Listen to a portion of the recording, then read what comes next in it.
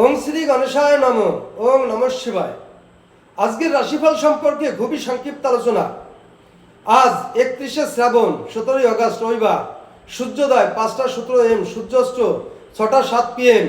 কৃষ্ণপক্ষে নবমী, কৃত্তিকা নক্ষত্র, দিবা 6টা 45-এর পরে রোহিণী নক্ষত্র, ধ্রুব যোগ। জন্মে বিশ্বরাশি বৈশ্যবর্ণ, মতান্তরে শূদ্রবর্ণ, রাক্ষসগণ। অষ্টোত্তরী ও বিংশোত্তরী রবির দশা, দিবা 6টা 45 গতে নরগণ। বিংশোত্তরী চন্দ্রের দশা, শেষ রাত্রি 5টা 11 গতে দেবগণ। বিংশোত্তরী মঙ্গলের দশা।